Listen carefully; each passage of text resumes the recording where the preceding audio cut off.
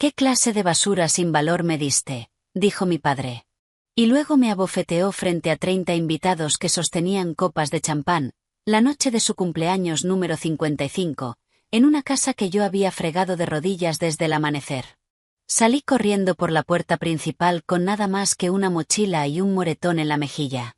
No lo sabía en ese momento, pero esa bofetada sería lo último que Gerald Talbot me haría jamás, porque antes de la medianoche estaría sentada en una camioneta negra frente a un desconocido que pronunciaría 5 palabras capaces de deshacer 18 años de mentiras. Antes de continuar, tómate un momento para darle like y suscribirte, pero solo si esta historia realmente te llega. Deja un comentario diciéndome desde dónde me ves y qué hora es allá. Mi nombre es Hilary. Aunque durante la mayor parte de mi vida me obligaron a responder al nombre de Allison. Tengo 21 años. Ahora déjame llevarte de regreso a ese sábado por la mañana, el día en que Gerald Talbot cumplió 55 años y el último día que pasé bajo su techo. Puse la alarma a las 5 de la mañana, igual que todos los sábados. Solo que ese sábado llegó con una lista manuscrita de 2 páginas que Donna había dejado en el mostrador de la cocina la noche anterior. Barrer el patio. Acomodar las sillas plegables, 32 en total, una por cada invitado en la lista de Gerald. Planchar el mantel. Cortar los limones. Lavar a mano las fuentes de cerámica porque el lavavajillas deja manchas. La casa estaba en un tranquilo callejón sin salida en el condado de Henrico, Virginia, una colonial de 4 habitaciones con un jardín perfectamente cuidado que Gerald pagaba para que alguien cortara, pero les decía a los vecinos que lo hacía yo. Adentro, la mesa del comedor era de roble macizo, con capacidad para 12 personas, y la pulía yo cada semana. Sobre el mostrador, 2 cajas de Cabernet de Napa Valley y un pastel de 3 pisos de una pastelería que cobraba más por el fondant de lo que yo ganaba en una semana.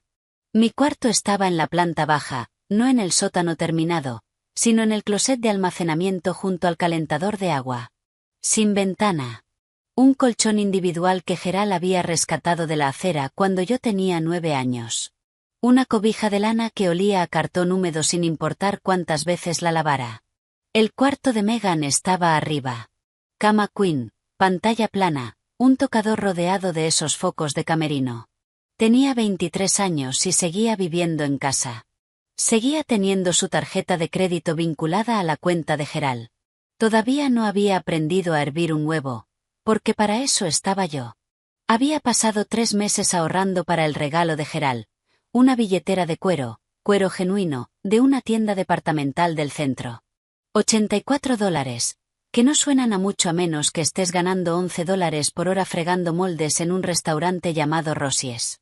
La envolví en papel craft porque no podía costearme una bolsa de regalo.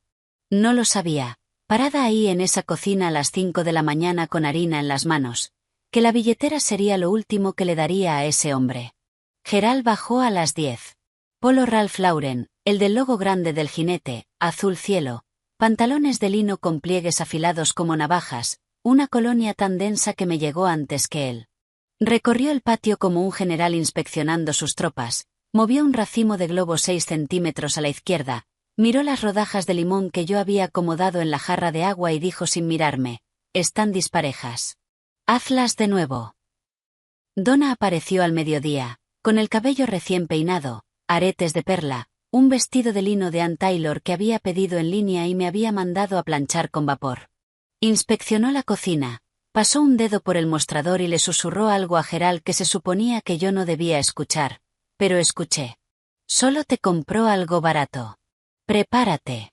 Megan llegó de última, como era de esperarse. Vestido nuevo, mechas nuevas, tacones nuevos repicando sobre el piso que yo había encerado a las 6 de la mañana. Le entregó a Gerald un Apple Watch Series 9, acero inoxidable, el que cuesta $700 en tienda. Lo cargó a la tarjeta de crédito adicional que Gerald le daba para emergencias. Gerald lo abrió, sonrió de oreja a oreja y le dio un beso en la frente. «Esta es mi niña», les dijo a los primeros invitados que cruzaban la puerta, con el brazo alrededor de Megan. «Siempre sabe lo que le gusta a su viejo». No me miró. Nunca lo hacía cuando había gente delante. Yo era la chica que cargaba bandejas, rellenaba copas, Limpiaba los anillos de condensación de la mesa de centro antes de que quedaran marcados. Cuando una de las invitadas, una mujer de la oficina de Gerald, le preguntó a Donna, ¿no debería Allison sentarse a comer con nosotros? Donna sonrió como siempre sonreía, cálida como una puerta cerrada, y respondió, a ella le gusta ayudar. Es su manera de mostrar gratitud. Ya sabes cómo son los adoptados. Seguí cargando bandejas. Ocurrió durante la apertura de regalos. Gerald se sentó en la cabecera de la mesa como si fuera un trono. 30 invitados a su alrededor. Vecinos, amigos de la iglesia, algunos compañeros de la agencia de seguros que administraba. Las flautas de champán capturaban el brillo de las luces del patio. Megan estaba encaramada en el reposabrazos de su silla grabando con el iPhone. Donna estaba parada detrás de él, con una mano sobre su hombro, irradiando la imagen de una mujer que lo tiene todo resuelto. Me acerqué con el paquete envuelto en papel craft. Había escrito en el frente con mi mejor letra, «Feliz cumpleaños». Gerald lo tomó, lo sopesó en la mano. Recuerdo haber pensado que quizás realmente iba a sonreír. A veces sonreía cuando nadie podía acusarlo de ablandarse. Pero entonces rasgó el papel, sacó la billetera, la abrió, la cerró y la levantó como si fuera evidencia en un juicio. ¿Qué clase de basura sin valor me diste? Su voz cortó las conversaciones. Los murmullos se detuvieron. Los tenedores quedaron suspendidos en el aire. Alguien dejó una copa sobre la mesa con demasiado cuidado. Empecé a explicarme. Ahorré durante 3 meses. 3 meses y esto es todo lo que conseguiste. Se puso de pie. La silla raspó las piedras del patio. Hasta el perro recibe mejores cosas. Y entonces me golpeó. Palma abierta, directo en el lado izquierdo de la cara. El sonido fue seco y plano, de esos que no hacen eco porque no lo necesitan. Mi cabeza se sacudió hacia un lado. Una flauta de champán cayó de la mesa y se hizo añicos en el suelo del patio. Y por un segundo, ese fue el único sonido en el mundo. Nadie se movió. Donna miró hacia su plato. Un hombre de la oficina de Gerald estudió su servilleta. Megan se mordió el labio y siguió grabando. Una sola persona se puso de pie. Ruth Kessler, la vecina de al lado. 70 años, 1,50 m de estatura. Gerald, eso estuvo fuera de lugar. Métete en tus propios asuntos. Ruth volvió a sentarse, pero no me quitó los ojos de encima, y eso nunca lo he olvidado. Me quedé parada ahí con sabor a cobre en la boca y una billetera en el suelo entre los dos, y pensé, esa bofetada será la mejor evidencia que los abogados necesiten. Todavía no entendía ese pensamiento. No lo entendería sino hasta horas después, pero algo dentro de mí ya había empezado a contar. No regresé a la fiesta. Fui al closet de almacenamiento, descolgué del clavo la mochila Hansport, azul marino deslavada, con el cierre deshilachado, la única cosa que me había seguido desde la preparatoria, y empaqué lo que pude. 2 camisetas, un par de jeans sin agujeros, un cepillo de dientes, un cargador de celular, el sobre que había encontrado al fondo de una caja que Gerald tiró la primavera pasada, el que tenía un sello oficial que todavía no entendía, y de dentro de una caja de zapatos bajo mi colchón, $340 en efectivo, sobre todo billetes de 1 y de 5. Propinas de Rosies que había escondido porque Gerald revisaba mi cuenta bancaria. $340, una mochila, un moretón que ya florecía morado sobre el pómulo. Eso era todo lo que poseía en este mundo. Crucé la sala camino a la salida. La fiesta había retomado su ritmo. Gerald reía ante algo que alguien había dicho. Copa de champán en mano, la billetera sin aparecer por ningún lado. Megan les mostraba algo a los invitados en su celular, probablemente el vídeo. Donna estaba parada junto a la ventana y me vio cruzar el jardín. Alargó la mano hacia la cortina y la jaló para cerrarla. Nadie pronunció mi nombre. Afuera, el aire de octubre me golpeó la cara y el ardor en la mejilla se encendió como una segunda bofetada. El condado de Henrico a las 9 de la noche es oscuro. No como la oscuridad de una ciudad, donde siempre hay una tienda iluminada en la siguiente esquina, sino la oscuridad del suburbio, donde las farolas están muy separadas y el silencio entre las casas parece deliberado. Caminé por la avenida Patterson sin rumbo, solo alejándome. Detrás de mí, la música de la fiesta fue apagándose poco a poco hasta que solo quedaron los graves, y luego nada. Llevaba tal vez 2 kilómetros cuando unos faros se fueron frenando detrás de mí. Una Cadillac Escalade negra, vidrios polarizados impecables, placas de Virginia. Se detuvo a unos 3 metros adelante. La puerta trasera se abrió y yo debería haber corrido. Cada instinto me decía que corriera. Pero ya estaba tan cansada de huir de las cosas. Pensé que quizás, por una vez, vería qué era lo que corría hacia mí. Primero bajó un hombre. De unos 50 y tantos años, alto, delgado, con un abrigo gris carbón que después supe era de Brooks Brothers. Nada ostentoso, solo el tipo de abrigo que cae como si te lo hubieran hecho a la medida. El cabello castaño oscuro entretejido con hilos plateados. Y sus ojos, verde avellana, bien separados, captando la luz de la farola, eran exactamente los mismos ojos que yo veía en el espejo del baño cada mañana.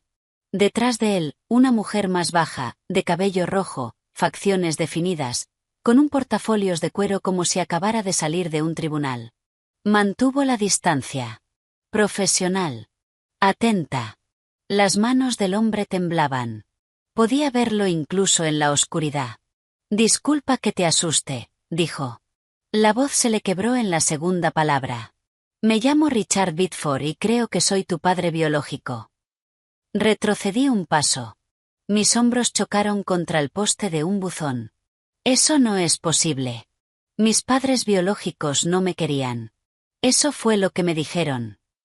Te dijeron mal. Metió la mano en el bolsillo interior del abrigo y sacó una fotografía. Pequeña, doblada en las esquinas, evidentemente manosejada 1000 veces. Una mujer sosteniendo a una niña pequeña. La mujer tenía cabello castaño rojizo y pómulos como los míos, y una sonrisa que se inclinaba ligeramente hacia la izquierda. La pequeña tenía ojos verde avellana. Se llamaba Catherine, dijo. Era tu madre. Murió en un accidente de auto cuando tenías 2 años, y desde entonces he pasado cada día de mi vida tratando de encontrarte. Miré la fotografía, luego a él, luego a la fotografía otra vez, porque la mujer tenía la misma boca que yo. La misma inclinación de cabeza. Mirarla era como encontrar una palabra que has estado buscando toda la vida. La mujer de cabello rojo tomó la palabra. Me llamo Margaret Hall. Soy la abogada del señor Biddeford, especializada en derecho de familia. No estamos aquí para llevarte a ningún lugar donde no quieras ir. Hemos estado monitoreando tu situación a través de canales legales durante varios meses. Esta noche, cuando nuestros investigadores te vieron salir de la casa, tomamos la decisión de acercarnos. ¿Estaban vigilando la casa? Margaret asintió. La fiesta de cumpleaños, muchos invitados.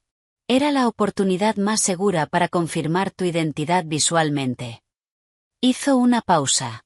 También te vimos correr. Me toqué la mejilla sin pensar. El moretón palpitaba bajo las yemas de mis dedos. Richard Biddeford miró la marca en mi cara y algo detrás de sus ojos se rompió muy en silencio. Nos sentamos en la parte trasera de la Escalade. Richard de un lado, yo del otro. Margaret en el asiento del copiloto con el portafolios abierto. El motor encendido, la calefacción en bajo. Era el lugar más cálido en el que había estado en toda la noche. Richard me contó la historia como un hombre que la había ensayado durante 18 años y que aún así no estaba listo. Catherine murió en la autopista I-64 dirección este, un martes por la mañana en marzo. Un camión de reparto cruzó el camellón. Ella murió al instante. Richard iba en el asiento del copiloto. Pelvis fracturada, pulmón colapsado. 4 meses en el hospital. Hilary, yo, estaba en casa con una vecina. Mientras estaba en la unidad de cuidados intensivos, dijo, los servicios de protección infantil te pusieron en cuidado de emergencia. Procedimiento estándar cuando no hay un padre disponible. Eso lo entendía. Lo que no entendía era el porqué. Cuando salí del hospital y tramité para traerte a casa, me dijeron que no podía. Un trabajador social llamado Leonard Group llevó el caso. Grubb le dijo al tribunal de familia que yo había firmado una renuncia voluntaria de los derechos parentals, un documento legal que cedía la custodia de manera permanente. Grubb presentó al tribunal un formulario firmado. La jueza aprobó la adopción. Nunca firmé nada, dijo Richard. Estaba en un ventilador mecánico. No podía sostener un bolígrafo, mucho menos leer un documento legal. Pero el tribunal tenía un papel con mi nombre, y eso fue suficiente. Para cuando Richard contrató un abogado y apeló el fallo, era demasiado tarde. La adopción había quedado firme. El expediente estaba sellado. Su hija tenía un nuevo nombre, una nueva familia, una nueva vida en algún lugar de Virginia en el que a él no se le permitía entrar. Entonces contraté investigadores, dijo. Año tras año, gasté. No importa lo que gasté. Habría gastado todo. La voz no le tembló cuando habló del dinero. Le tembló cuando dijo la palabra todo. Leonard Grubb, dije. ¿Cuánto le pagaron? Richard miró a Margaret. Margaret cerró el portafolio y respondió. Eso es lo que pretendemos demostrar en el tribunal. La camioneta seguía estacionada en la avenida Patterson, con las luces de emergencia parpadeando ámbar contra la oscuridad. Yo estaba sentada con la mochila sobre las piernas, aferrada a las correas como una niña en el primer día de clases, y les conté lo del sobre. La primavera pasada, Gerald había decidido que Megan necesitaba un estudio de yoga en la casa. Eso significaba despejar el closet de almacenamiento, mi cuarto, y mover mis cosas a un rincón aún más pequeño junto a la caldera. Tiró la mayoría de mis pertenencias en una bolsa de basura y la dejó junto a la acera. Yo revisé la bolsa antes de que llegara el camión de basura, porque eso es lo que aprendes a hacer cuando nada de lo que tienes está a salvo. Revisas y guardas lo que puedes. Al fondo de una caja de cartón dañada por la humedad, debajo de viejas boletas escolares y una bolsa de plástico con ropita de bebé, encontré un sobremanila de aspecto oficial. La dirección del remitente tenía un sello y las palabras Departamento de Servicios Sociales de Virginia. Adentro había un solo documento parcialmente redactado con el encabezado Título 4E, Resumen mensual de distribución de asistencia para adopción, y en la parte superior, escrito en tipo de letra de fuente gubernamental, Allison G. Talbot. No sabía qué era el Título 4E. No sabía qué significaba un resumen de distribución. Pero sí sabía que mi nombre estaba en un documento oficial que Gerald jamás me había mostrado. Así que lo doblé y lo metí en la mochila.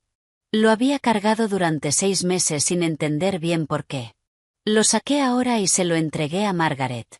Ella lo desplegó bajo la luz interior del techo y observé cómo cambiaba su expresión. No de manera drástica, sino de la manera en que le cambia la cara a un jugador de póker cuando la última carta da vuelta. Este es el registro del subsidio de adopción, dijo. El estado de Virginia ha estado pagándole a Gerald y Donna Talbot aproximadamente $810 al mes por tu cuidado y manutención durante 18 años. Me miró. Eso es aproximadamente $175.000. ¿Cuánto de ese dinero viste alguna vez? Pensé en el colchón recogido de la acera, en la cobija que olía a cartón, en el closet sin ventana. Nada, dije. Richard giró el rostro hacia la ventana y en el reflejo del vidrio pude verlo apretando la mandíbula con tanta fuerza que el músculo se marcó. Todos esos años, dije casi para mí misma, él me llamó una carga. Pero yo no era una carga. Era su cheque de nómina. Margaret nos llevó a un Hilton cerca de Broad Street. No a la casa de los Talbot, no a un albergue, sino a un lugar limpio, tranquilo y seguro. Richard nos registró a su nombre. Cuartos separados con puerta comunicante. Lo primero que hice fue quedarme parada en medio del mío sin saber qué hacer. La cama tenía sábanas blancas que olían a detergente en vez de a humedad. Había una ventana. Abrí las cortinas y me quedé mirando las luces del estacionamiento durante un buen rato, porque mirar por una ventana desde mi propio cuarto era algo que no había hecho en años. Mientras estaba ahí parada, los recuerdos llegaron en capas, como el agua que sube, lenta y fría. Empecé a cocinar las comidas de la familia cuando tenía 10 años. Gerald decía que era para enseñarme responsabilidad. A los 12 ya hacía toda la ropa, todos los trastes, Todas las compras del supermercado caminando, porque Gerald no me llevaba en carro. A Megan le regalaron un Toyota Camry para su cumpleaños número 16. Yo recibí un pase de autobús que venció al mes porque nadie lo renovó. Así que caminaba 1 hora y media hasta Rosies para llegar a mis turnos. Gerald jamás me dejó tener mis propios documentos. Sin acta de nacimiento, sin tarjeta del Seguro Social, sin identificación oficial. Cuando pedí una licencia de conducir a los 17, me dijo, ¿para qué? No tienes a dónde ir. En ese entonces pensé que tenía razón. Ahora entendía que él lo había diseñado así. No dejaba de preguntarme, ¿por qué Gerald me tuvo todos esos años y me despreciaba? ¿Por qué no devolverme al sistema? Si era tan inútil, ¿para qué aferrarse a mí? Ahora tenía la respuesta. $810 al mes. Por eso. ¿Has conocido a alguien que te odie pero se niegue a dejarte ir? ¿Alguien que te haga sentir como basura pero se aferre a ti como si fueras oro?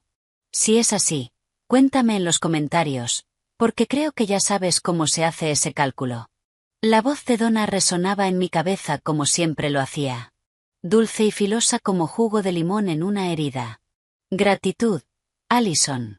Eso es todo lo que te hemos pedido. ¿Acaso es tan difícil? No, Donna.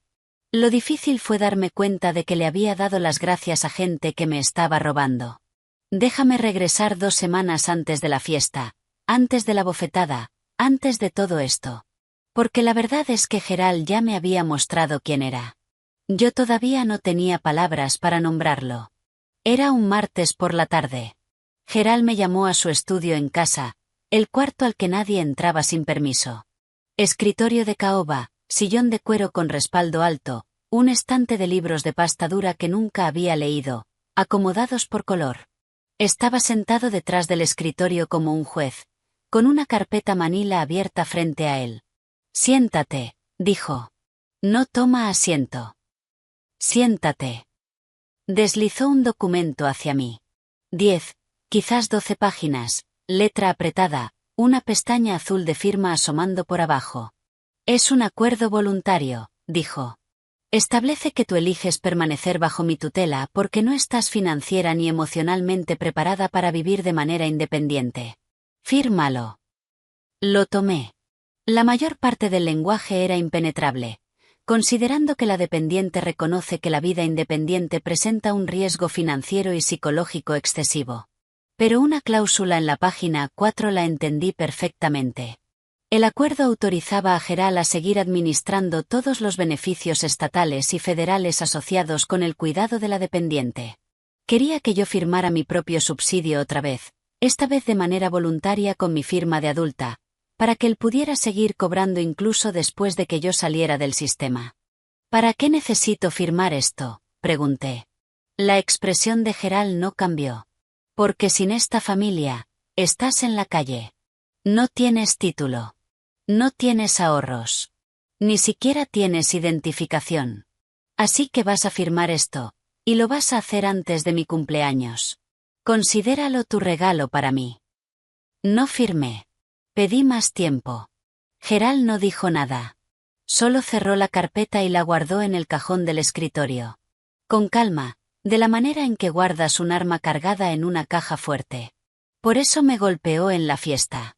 No fue por la billetera. Nunca fue por la billetera. Fue porque le había dicho que no por primera vez en 18 años, y no lo pudo soportar. De vuelta en el Hilton, la mañana siguiente. Me desperté a las 5 de la mañana por inercia, con el corazón acelerado, ya repasando mentalmente la lista de pendientes antes de recordar. No había lista. Solo había una habitación de hotel con sábanas blancas y una ventana llena de cielo gris de octubre. Un golpe en la puerta comunicante. Richard, ya vestido, con 2 tazas de café del lobby. Puso una sobre el escritorio y se sentó en la silla al otro lado del cuarto. No cerca, no lejos, simplemente presente.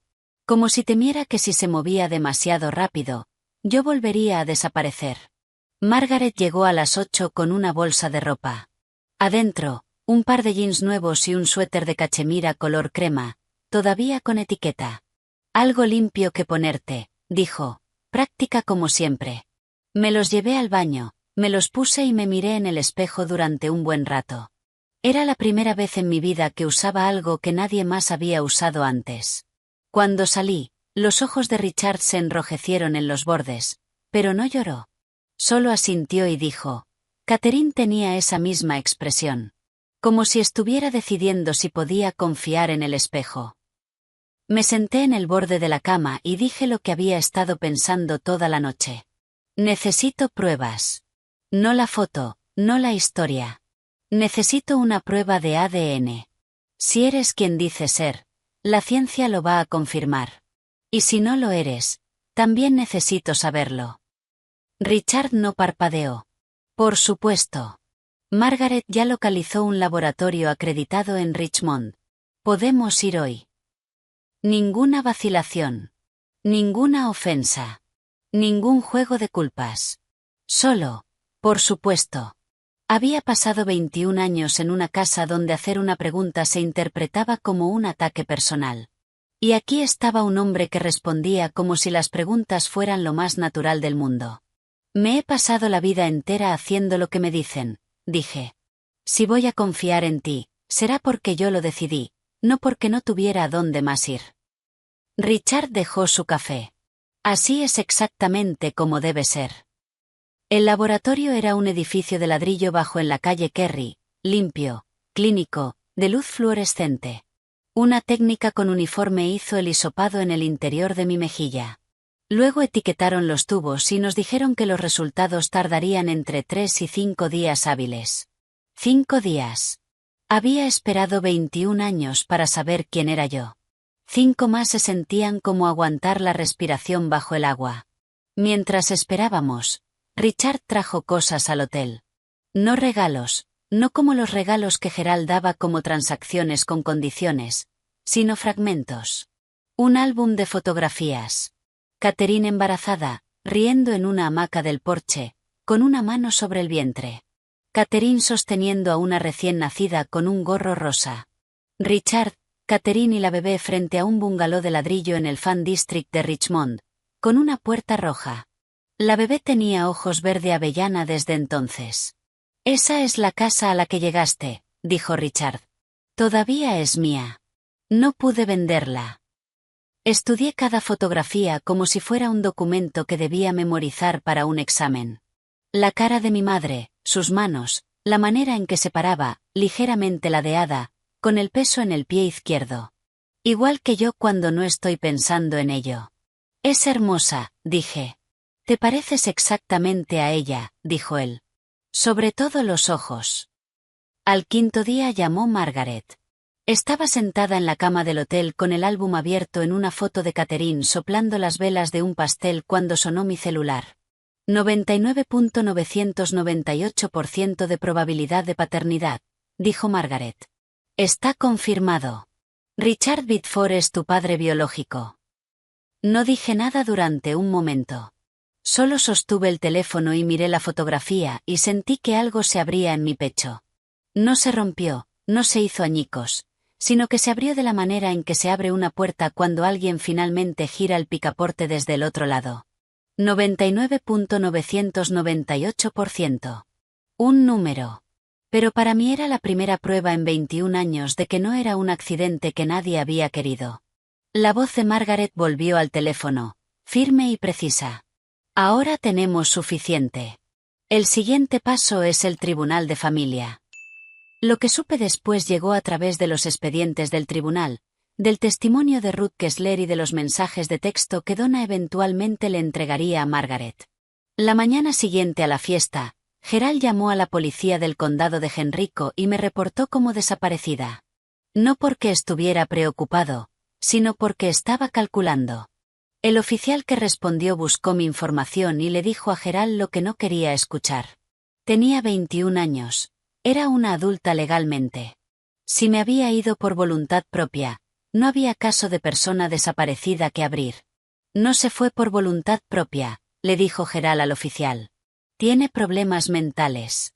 Apenas puede funcionar sin supervisión. El oficial le preguntó si Gerald tenía alguna documentación de eso, un diagnóstico, una orden de tutela, algo legal. Gerald no tenía nada, porque yo no tenía problemas mentales. Solo estaba controlada.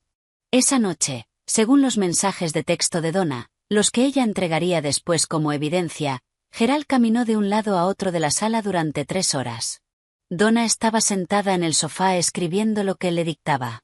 Gerald, si esa chica habla con alguien, con protección infantil, con un abogado, con quien sea, estamos acabados. Encuentra el expediente de adopción. Todo. Los originales. Donna, dijiste que ella no sabe nada. Gerald, no sabe. Pero si alguien le muestra dónde buscar. Él lo sabía. Siempre lo había sabido. La firma falsificada, el trabajador social sobornado, el subsidio que había cobrado durante 18 años sobre una niña a quien trataba como empleada doméstica. Gerald cargaba todo eso en la cabeza de la manera en que algunos hombres cargan deudas. Constantemente consciente, constantemente administrando, sin contemplar ni una vez que toda la estructura pudiera derrumbarse. Gerald no tenía miedo de perderme. Tenía miedo de lo que yo iba a descubrir en cuanto estuviera libre. No sabía que el hombre al que debería haberle tenido miedo, el hombre que había pasado 18 años y el costo de un investigador privado tratando de encontrar a su hija, estaba sentado en un Hilton a 20 minutos de distancia, armando un expediente de casi 8 centímetros de grosor. Margaret extendió los documentos sobre el escritorio del hotel como un cirujano acomodando sus instrumentos. Era la segunda vez que veía las pruebas, pero esta vez tenían dientes. Mira esto, dijo, deslizando una fotocopia hacia mí. Era la renuncia voluntaria de los derechos parentals, fechada en octubre de 2005. Al pie, una firma, Richarda Biddeford. Ordenada, deliberada, ligeramente inclinada hacia adelante. Luego colocó junto a ella una segunda hoja, un informe certificado de la perito en documentos forenses, la doctora Ella Mars, quien había comparado la firma en el formulario de renuncia con 12 muestras conocidas de la escritura de Richard, declaraciones de impuestos, solicitudes hipotecarias, contratos comerciales que abarcaban 20 años. La presión del bolígrafo es inconsistente, dijo Margaret, señalando. La formación de las letras en el apellido no coincide con ninguna de las muestras. Hizo una pausa. La conclusión de la doctora Mars, y cito textualmente, es que la firma fue producida por una mano distinta a la de Richarda Biddeford, con un alto grado de certeza. Dejó que eso se asentara. Luego sacó un tercer documento del expediente, un extracto bancario, una cuenta corriente personal a nombre de Leonard Group, el trabajador social que había llevado mi caso. El 14 de octubre de 2005, 6 días antes de que se finalizara la adopción, apareció un depósito de $5.000. La fuente, una transferencia electrónica desde la cuenta personal de Gerald R. Talbot. No a través de la iglesia, dijo Margaret.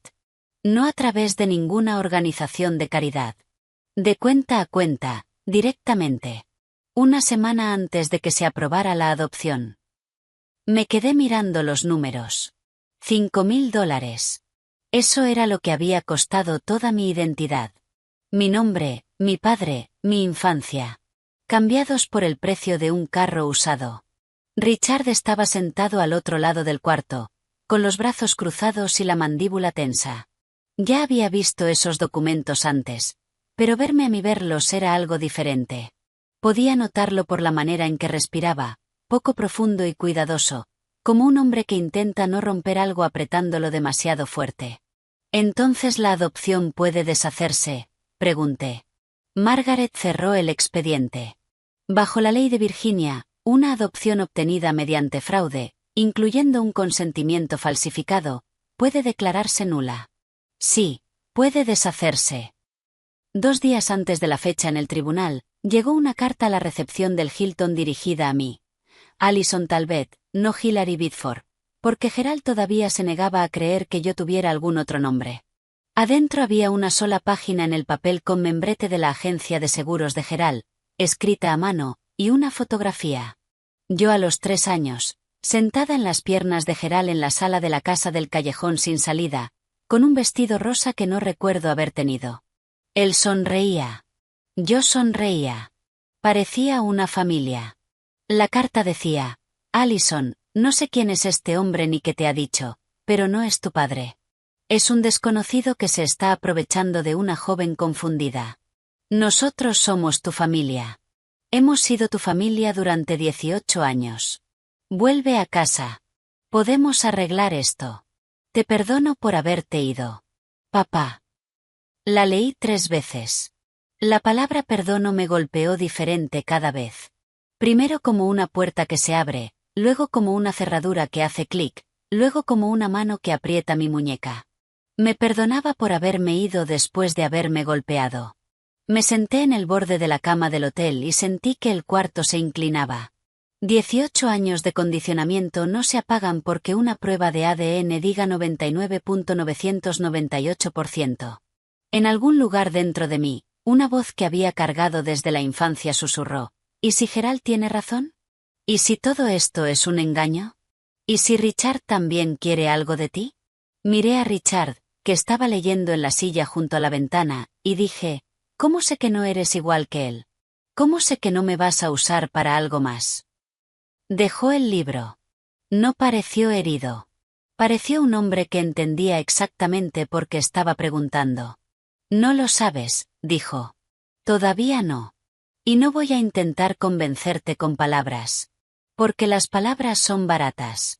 El ADN no miente. Los documentos no mienten. Y el tribunal va a decidir que es verdad. Todo lo que te pido es que dejes que la evidencia hable. Recogió el libro y siguió leyendo. Y eso, el no presionar, el darme espacio, fue lo que más me asustó, porque era tan diferente de todo lo que conocía. Esa noche no pude dormir. Así que hice lo que siempre hacía cuando el mundo dejaba de tener sentido. Miré la evidencia. Saqué el sobre del título 4E de la mochila y lo puse sobre el escritorio junto a la carta de Gerald. 2 documentos.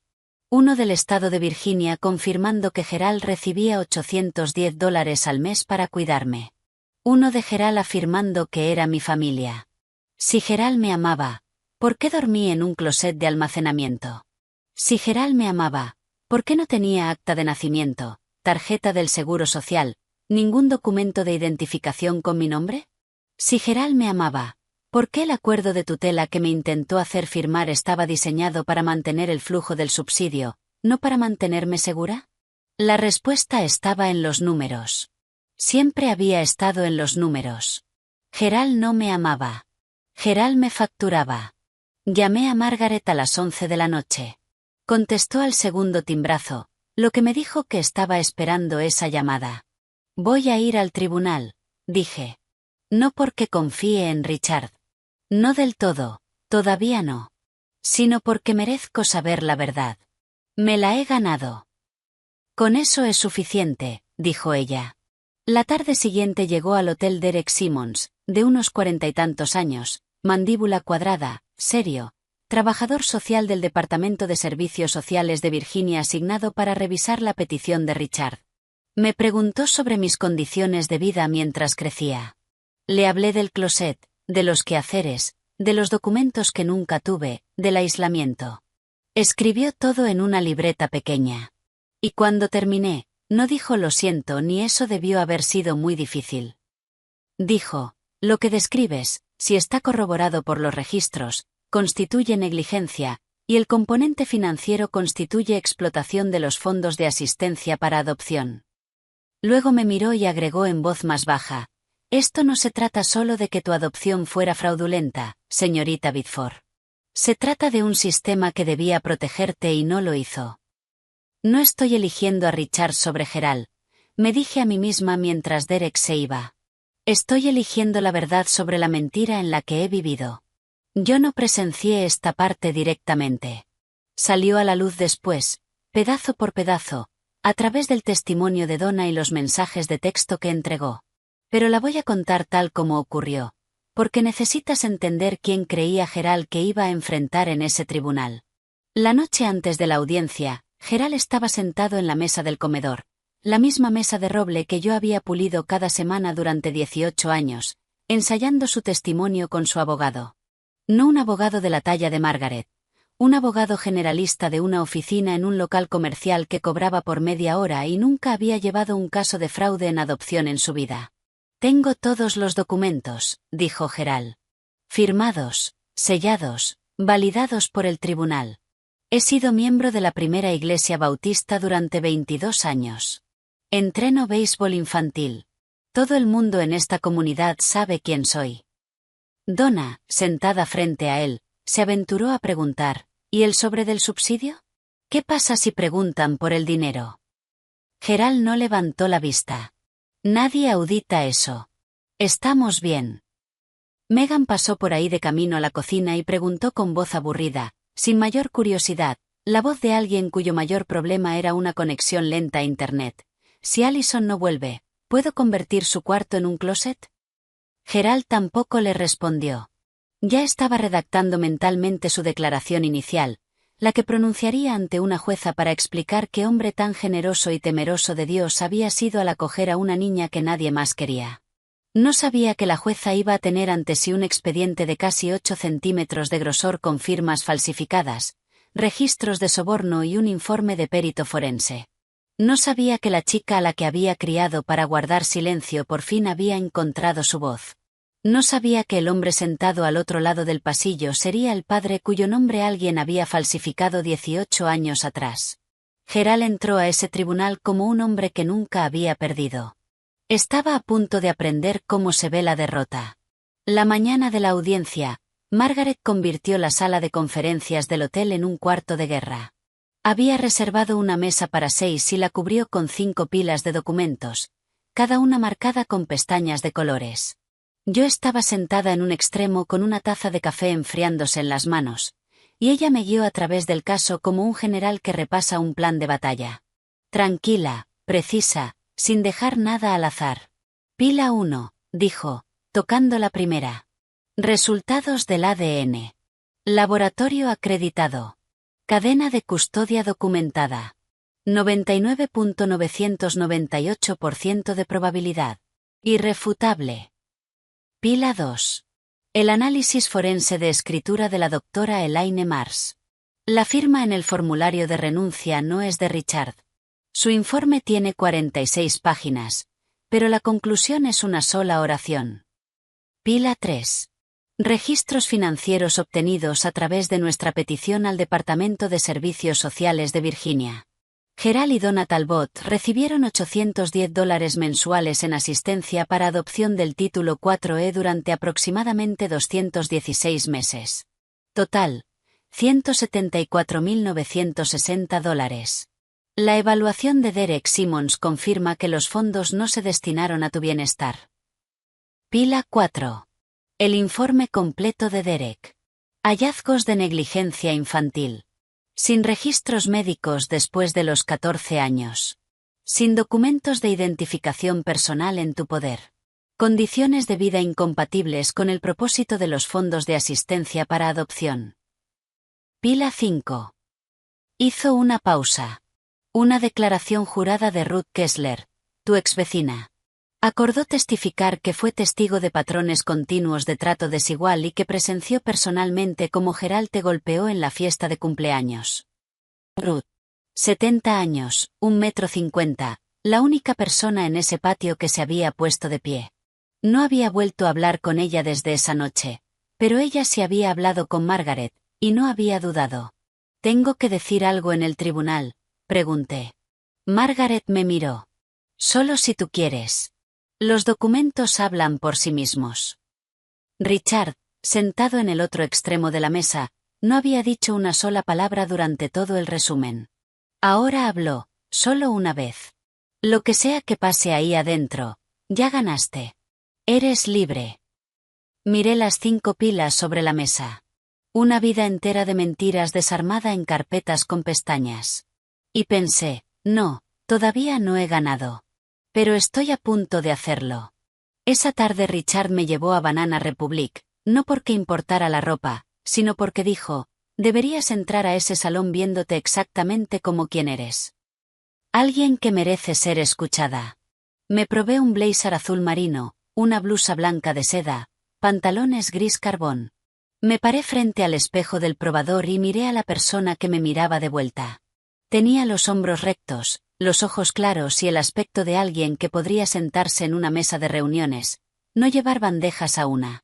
«Tu madre hacía eso», dijo Richard cuando salí. Estaba recargado en la pared afuera de los probadores, con las manos en los bolsillos del abrigo. Pararse frente al espejo durante un buen rato, y luego sonreírse a sí misma. Solo un poco. Como si hubiera resuelto algo. Yo no sonreí, pero entendí lo que quería decir. Algo estaba resolviéndose.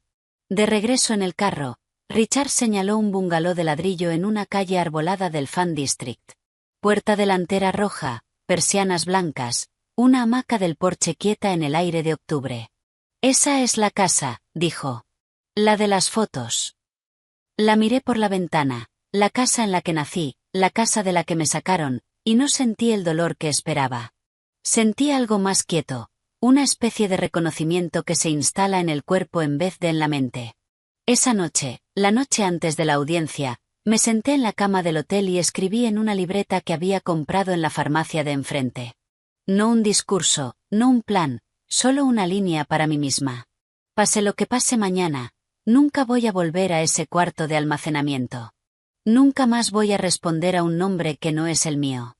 Nunca más voy a estar agradecida por ser usada. Dormí 4 horas. Soñé con una puerta roja que se abría.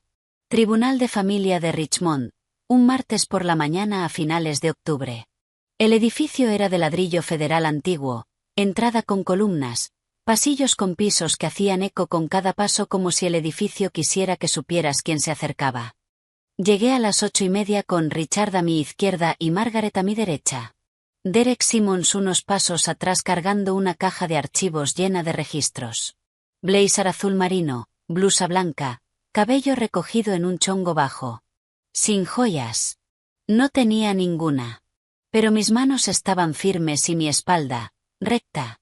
Gerald llegó a las 8:40. Traje gris, corbata burdeos, Donna del brazo con su vestido de Ann Taylor, Megan detrás con algo demasiado informal para un tribunal. Su abogado llevaba una sola carpeta. Gerald llevaba el mentón en el ángulo de un hombre que creía que esto era un trámite. Entonces nos vio. Sus ojos fueron primero a mí. Registraron el blazer, la postura, la ausencia de la chica que solía mirar al suelo. Luego se movieron a Richard, luego a Margaret, luego a la caja de archivos que Derek estaba colocando sobre la mesa de los demandantes. La cara de Gerald no se desmoronó. Se recalibró. Ya había visto esa expresión antes. La aritmética mental acelerada de un hombre que controla cada variable y de pronto se da cuenta de que hay una que pasó por alto. La mano de Donna se apretó en su brazo. Megan sacó el celular, lo pensó mejor y lo guardó. Gerald y yo cruzamos la mirada a través del pasillo. Por primera vez en mi vida, no bajé la vista. El secretario abrió las puertas del tribunal y llamó el caso, en el asunto de la adopción de la menor anteriormente conocida como Hilary Bidford, actualmente denominada Alison Grace Talbot. Entramos, ambas partes, por la misma puerta, a mundos distintos. Margaret se paró de la manera en que me imagino que se pararía un bisturí si pudiera. Erguida, precisa, reflejando la luz. Se dirigió a la jueza, la honorable Patricia Dwyer, sin notas. Su señoría, estamos aquí hoy para presentar evidencia de que la adopción de Hilary Bidford, conocida durante los últimos 18 años como Alison Grace Talbot, fue obtenida mediante fraude. Específicamente, la falsificación del consentimiento de un padre biológico para renunciar a sus derechos parentales, facilitada por un pago económico al trabajador social asignado al caso. Presentó primero los resultados del ADN. El affidavit jurado del técnico de laboratorio, la cadena de custodia, el número 99.998%. La jueza Dwyer examinó el informe, acomodó sus anteojos de lectura y lo dejó a un lado con un pequeño asentimiento. Luego Margaret introdujo el análisis forense de escritura. El informe de 46 páginas de la doctora Ella Mars condensado en su párrafo final, es mi opinión profesional, con un grado razonable de certeza científica, que la firma en la renuncia voluntaria de los derechos parentales con fecha de octubre de 2005 no fue producida por la mano de Richard Bidford. El abogado de Gerald se puso de pie. Su señoría, mi cliente tiene un decreto de adopción ejecutado legalmente y aprobado por este sistema judicial hace casi 2 décadas. El peticionario está intentando relitigar un asunto resuelto basándose en la opinión de un perito contratado. Margaret no se dio la vuelta. Su señoría, un decreto construido sobre una firma falsificada no está resuelto. Está encubierto. Estamos aquí para descubrirlo. Escuché a Ruth Kessler moverse en la galería detrás de mí. Un hombre que yo no reconocía, quien después resultó ser el reportero judicial del Richmond Times-Dispatch, escribió algo en una libreta angosta. 2 mujeres de la iglesia de Gerald estaban sentadas en la segunda fila con los rostros tensos, con la incomodidad particular de quien observa cómo una reputación se deshace en tiempo real. La jueza Dwyer miró al abogado de Gerald por encima de sus anteojos. El tribunal escuchará la presentación completa de la parte peticionante. Continúe, señorita Hall. Margaret pasó a los registros financieros, y fue aquí donde el ambiente en el tribunal cambió. Proyectó el resumen de distribución del título 4E en la pantalla del tribunal. El mismo documento que yo había sacado de una bolsa de basura 6 meses atrás, mes por mes, año por año, una columna de cifras que recorrían la página como el libro contable de mi infancia. Señor Talbot, dijo Margaret, la jueza había autorizado los interrogatorios directos. El estado de Virginia le pagó a su hogar $810 mensuales en asistencia para adopción por el cuidado de la niña que se le encomendó durante aproximadamente 18 años. Eso suma $174.960. ¿Puede decirle al tribunal cómo se asignaron esos fondos para el bienestar de la niña? Gerald se enderezó en su silla. Todo fue para la chica. La alimentamos, la vestimos, le dimos un techo. 18 años de eso no son baratos. Margaret asintió como si hubiera esperado esa respuesta, que así era. Luego llamó a Derek Simmons. Derek se acercó al estrado cargando su informe como un hombre que lleva algo pesado e importante. Había visitado la casa de los Talbot. Había revisado los registros. Habló sin inflexión, lo que hizo que cada dato golpeara con más fuerza. El espacio vital de la niña era un área de almacenamiento habilitada junto al calentador de agua de la vivienda, de aproximadamente 5.6 metros cuadrados, sin ventana exterior, sin armario. El colchón mostraba desgaste visible y daño por humedad consistente con haber sido recogido de la vía pública. No encontré registros médicos de la niña después de los 14 años, sin visitas pediátricas, sin registros dentales, sin vacunas después del 8º grado. La niña no tenía identificación emitida por el Estado, ni tarjeta del Seguro Social en su poder, ni acceso documentado a su propio expediente de adopción. Miró a la jueza. En mi evaluación profesional, su señoría, las condiciones de vida descritas y observadas son consistentes con negligencia infantil, y no con el propósito previsto de los fondos de asistencia para adopción. Donna empezó a llorar. Suavemente al principio, luego con más fuerza. El tipo de llanto estudiado que atrae las miradas. Gerald le apretó la mano y frunció la mandíbula, proyectando la imagen de un marido que protege a una esposa frágil de acusaciones injustas. Pero después llegó el turno de Ruth Kessler. Subió al estrado con un cardigan azul marino y zapatos cómodos, y no representó nada. Viví al lado de esa familia durante 12 años, dijo Ruth. Vi a esa chica cortar su césped, lavar sus carros, colgar ropa en el patio trasero mientras la otra hija, la biológica, tomaba el sol en una silla reclinable. Nunca vi a Allison, a Hillary, sentarse a cenar con ellos cuando había visitas. Y la noche del cumpleaños del señor Talbot, lo vi golpearla en la cara frente a 30 personas porque le dio un regalo que él consideró indigno de él.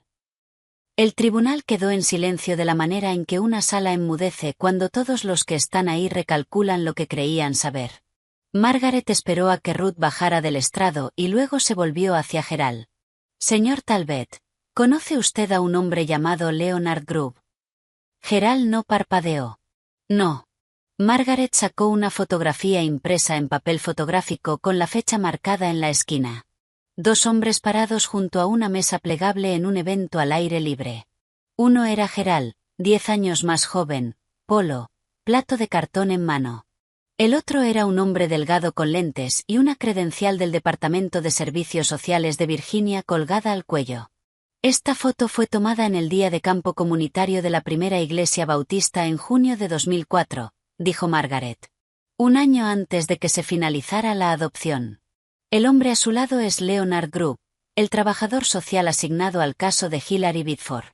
Sigue sosteniendo que no lo conoce. La mandíbula de Gerald se movió. Puede que lo haya conocido de pasada. Los eventos de la iglesia son grandes. No recuerdo cada cara.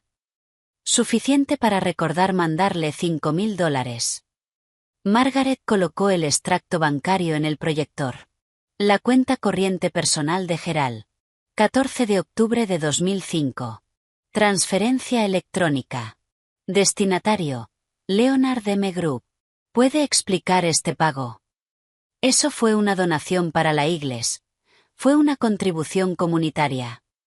Enrutada desde su cuenta personal directamente a la cuenta personal del señor Grubb, no a la cuenta de la iglesia.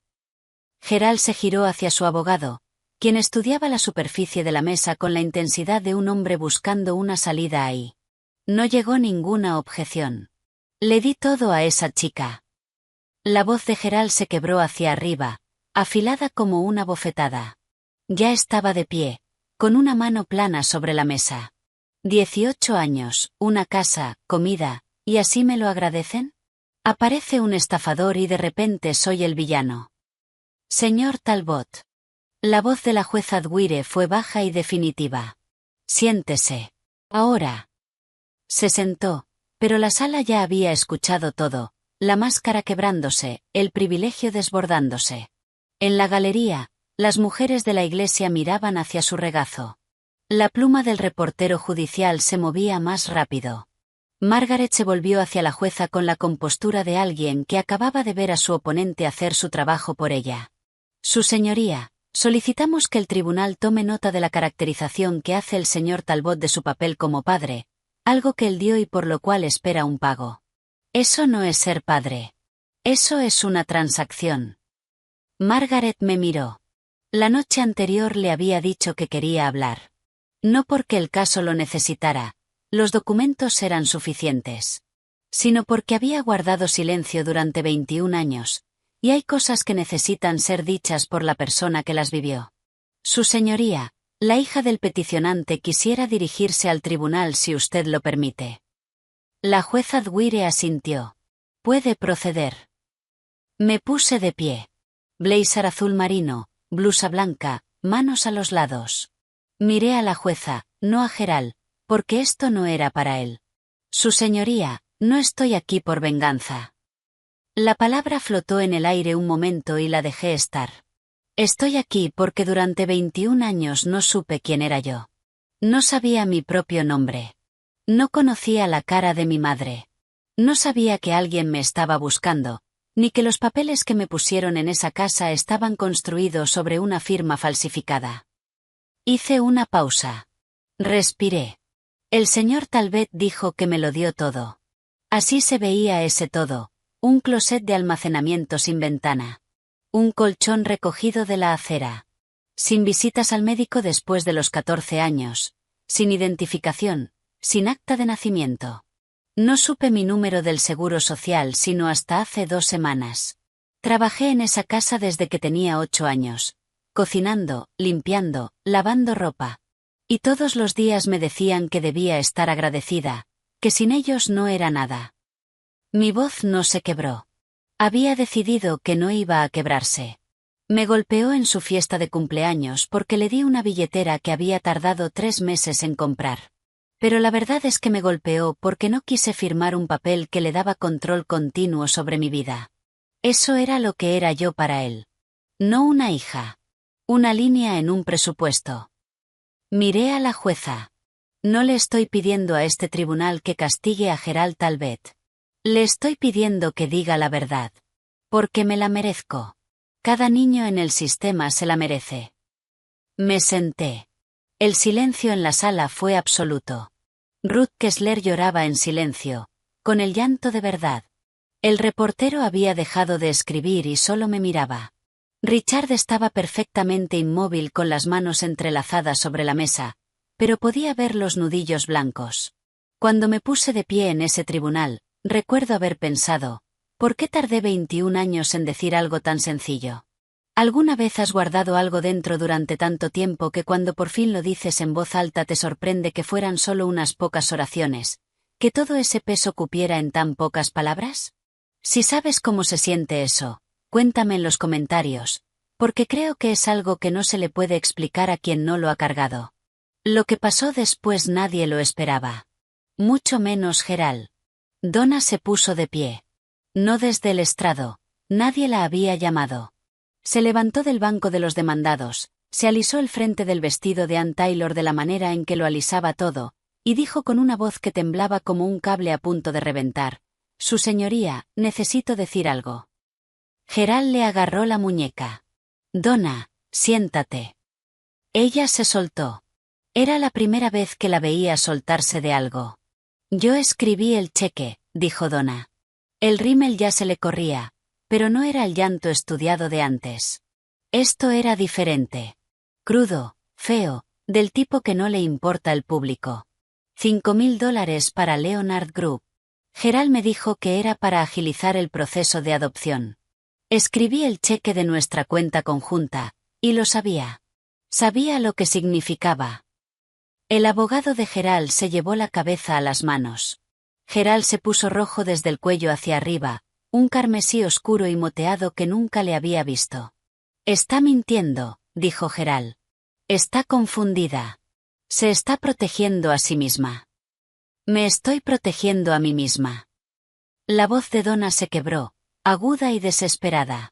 «Porque llevo 18 años protegiéndote a ti y ya no puedo más. Te vi golpear a esa chica. Te vi trabajarla como a una mula. Y no dije nada porque te tenía miedo, Gerald. Exactamente a esto». La jueza Dwyer la dejó terminar. El tribunal estaba tan silencioso que podía escuchar el zumbido de las lámparas fluorescentes sobre nuestras cabezas. Megan estaba paralizada en la galería, con el celular en el regazo y la boca abierta. «Señor Talbot», dijo la jueza, y su voz cargaba el peso de alguien que ha visto mucho y que todavía es capaz de consternarse. «Un solo exabrupto más y lo pongo en desacato». Gerald se quedó quieto como una piedra, y por primera vez en mi vida lo vi tener miedo. La jueza Dwyer tardó 12 minutos en revisar los documentos finales. 12 minutos.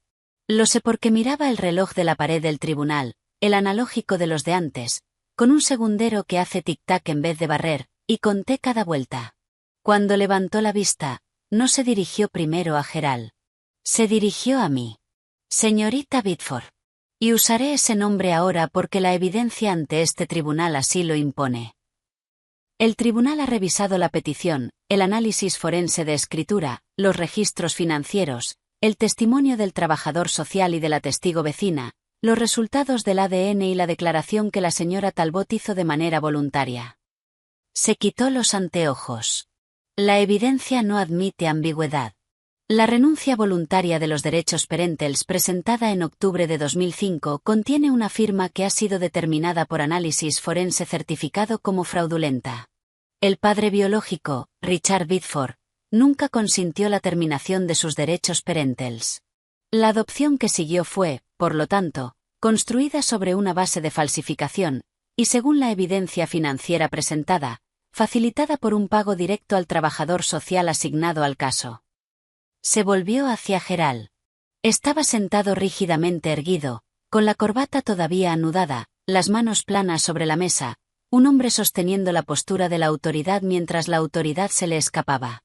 Es el fallo de este tribunal que la adopción de Hilary Biddeford, denominada Alison Grace Talbot, se declara nula de pleno derecho. La adopción queda anulada en su totalidad. Gerald no se movió.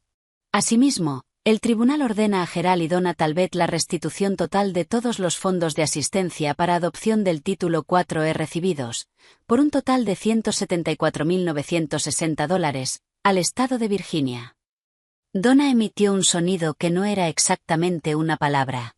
Por último, este tribunal remite el asunto a la Fiscalía del Condado de Henrico para la investigación de posibles cargos penales, incluyendo, entre otros, falsificación en violación del Código de Virginia sección 18.2-172.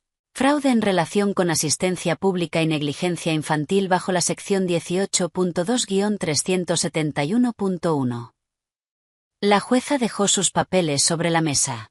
El nombre legal de la niña queda restaurado a Hilary Bidford con efecto inmediato. Se levanta la sesión. El mazo cayó y ese sonido, ese único golpe de madera, fue lo más fuerte que había escuchado en mi vida. Más fuerte que la bofetada. Más fuerte que 18 años de silencio. Sonó como una cerradura que se abre. En la galería, Ruth Kessler se llevó ambas manos a la boca. Las mujeres de la iglesia ya estaban de pie, recogiendo sus bolsos, sin mirarse entre sí. El reportero judicial cerró su libreta y me miró con una expresión que no supe nombrar del todo. Algo entre el respeto y la tristeza. Gerald estaba inmóvil. Su abogado ya estaba recogiendo sus cosas. Y me di cuenta por primera vez de que el hombre que Gerald había contratado para defenderlo no podía salir de esa sala con suficiente rapidez. El pasillo afuera del tribunal olía a cera para pisos y al calor viejo de los radiadores. Iba caminando hacia la salida con Richard de un lado y Margaret del otro cuando escuché los tacones. Rápidos, disparejos, el sonido de alguien que no está acostumbrado a apresurarse con zapatos que no fueron hechos para eso. Espera. Megan. Tenía el maquillaje arruinado. El rímel marcado en ambas mejillas. La base corrida donde se había limpiado. Se veía más pequeña de lo que nunca la había visto, lo cual era extraño porque siempre había ocupado tanto espacio. No sabía, dijo. Respiraba agitado, como si hubiera estado corriendo o intentando no hacerlo. Lo del dinero, el subsidio. Yo creía que mamá y papá pagaban mis cosas con el sueldo de papá. No sabía qué era. Se detuvo. No pudo terminar la oración y entendí por qué. La oración terminaba con tu dinero, y decirlo en voz alta lo haría real de una manera para la que todavía no estaba lista. La miré. La chica que había recibido el Apple Watch, el Toyota Camry, la cama Queen, las mechas del cabello, la tarjeta de crédito que nunca era rechazada. La chica que se había reído cuando Gerald me golpeó y lo había filmado con su celular. La chica que había preguntado si podía convertir mi closet en su guardarropa. Una parte de mí quería gritar. Otra parte quería alejarme sin decir una sola palabra. Pero lo que sentí parada ahí en ese pasillo del tribunal, con mi nombre legal restaurado y mi padre de verdad a mi lado, no fue rabia. Fue claridad. Espero que descubras quién eres sin su dinero, Megan, le dije. De verdad. Pero ese es tu camino, no el mío. Ella asintió una vez, y vi algo cruzar por su cara.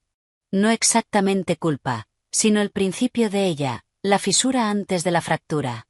Margaret me tocó el brazo con suavidad. Richard estaba sosteniendo la puerta abierta. Caminé hacia ellos y no miré atrás. No porque estuviera enojada, sino porque por primera vez tenía hacia dónde caminar en vez de solo huir. Gerald estaba parado al pie de los escalones del tribunal. Se veía reducido. No físicamente. Seguía siendo un hombre corpulento, seguía teniendo los hombros anchos, pero algo estructural había cedido. La corbata, aflojada. El saco del traje, desabotonado. Donna estaba sentada en su Buick junto a la acera, la frente contra el volante, con el motor encendido. Yo iba a mitad de los escalones cuando él lo dijo. El nombre que me había asignado 21 años atrás.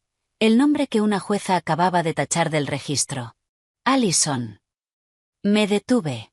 Me giré. Me miró de la manera en que siempre lo había hecho, como si yo fuera algo que le pertenecía y cuyo valor no terminaba de calcular. Pero ahora había algo más debajo de eso. Algo que podría haber sido miedo si Gerald Talbot fuera el tipo de hombre que admite tener miedo. Después de todo lo que hice por ti, dijo, después de 18 años bajo mi techo, así es como me lo pagas. Me quedé parada en los escalones con el blazer azul marino y la luz de octubre sobre los hombros. Y sentí por primera vez el peso completo de lo que acababa de decir. No rabia. Reconocimiento. Porque incluso ahora, incluso con el fallo de la jueza resonando todavía en el aire, incluso con un informe forense que probaba que él había falsificado la firma de un hombre para robarle a su hija. Gerald Talbot creía que se le debía algo.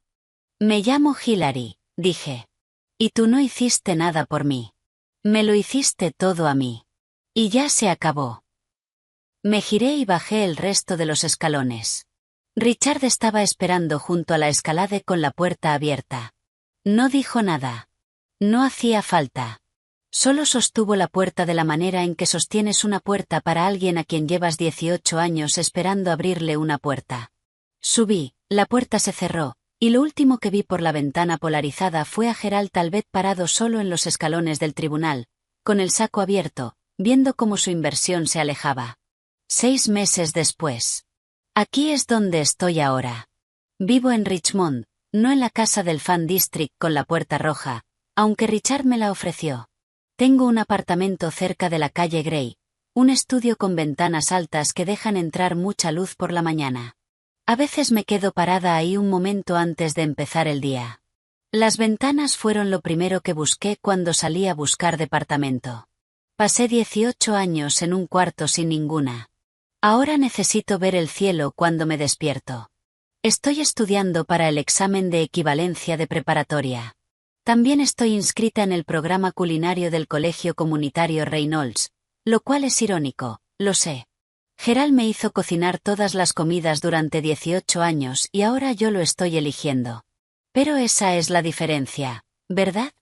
Entre algo que te hacen y algo que tú decides hacer. Los ingredientes son los mismos. El significado es completamente distinto. Richard y yo cenamos todos los domingos en el bungalow. No cocina muy bien. Su especialidad es salmón demasiado cocido y pan de ajo ligeramente quemado, pero lo hace él mismo. Y pone la mesa para 2. Y me pregunta cómo estuvo mi semana y escucha la respuesta. No somos perfectos. Hay silencios incómodos. Hay momentos en que ninguno de los dos sabe qué decir, porque 18 años robados no se recuperan cenando salmón. Pero él está ahí todos los domingos sin falta. En cuanto a los Talbot, Gerald y Donna están esperando juicio. Falsificación, fraude, negligencia infantil. La casa en el condado de Henrico tiene una segunda hipoteca para cubrir el pago de la restitución. A Gerald le pidieron que renunciara a su puesto en la junta de diáconos de la primera iglesia bautista. No se fue en silencio. Donna, que cooperó con la investigación, podría recibir cargos reducidos. Megan se mudó con una tía en Fredericksburg y consiguió trabajo en una tienda de ropa. El primer trabajo que ha tenido en su vida. Voy a terapia todos los jueves. Con una mujer que se llama Doctora Torres, que tiene un consultorio pequeño con un ficus y no me dice cómo sentirme. Solo hace preguntas y me deja encontrar mis propias respuestas, lo cual, después de 21 años de que me dijeran qué pensar, se siente como aprender un idioma nuevo. Sanar no ocurre de la noche a la mañana. Algunas mañanas todavía me despierto a las 5 con el corazón acelerado, ya catalogando mentalmente pendientes que ya no existen. Pero luego abro las cortinas y ahí está el cielo, y recuerdo dónde estoy. Quiero ser clara sobre algo antes de terminar. Esta historia no es sobre venganza. Sé que puede parecer eso. El tribunal, el fallo, la orden de restitución, los cargos penales.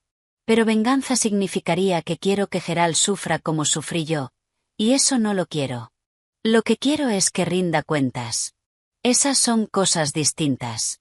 La venganza es un fuego que enciendes esperando que queme a otra persona. La rendición de cuentas es simplemente encender la luz para que todos puedan ver lo que ya estaba ahí. Si estás en una familia donde te toleran en vez de amarte, donde tu presencia es soportada y no valorada, donde te han enseñado que la gratitud significa silencio y que obedecer significa sobrevivir, quiero que escuches esto. Tú no eres el problema. Nunca fuiste el problema. Las personas que te hicieron sentir como una carga cargaban sus propias deudas y pusieron el peso sobre ti porque eras lo suficientemente pequeño como para aceptarlo. Mereces saber tu propio nombre. La familia no es papeleo. No es un decreto judicial ni un expediente de adopción ni una firma falsificada o no. La familia es la persona que se sienta contigo mientras aprendes a confiar de nuevo. La persona que dice claro que sí cuando le pides pruebas en vez de fe. La persona que te abre la puerta y no te pide que estés agradecida por ello. El domingo pasado, Richard y yo nos sentamos en el porche del bungalow de la calle del Fan District. El de la puerta roja. Él tomaba café. Yo leía. Ninguno de los dos hablaba, y fue el silencio más cómodo que he conocido. En un momento él me miró y dijo, «Me alegra que estés aquí». Y yo le dije, «A mí también». Me llamo Hilary Bitford, y por primera vez en mi vida sé exactamente quién soy. Gracias por quedarte hasta el final.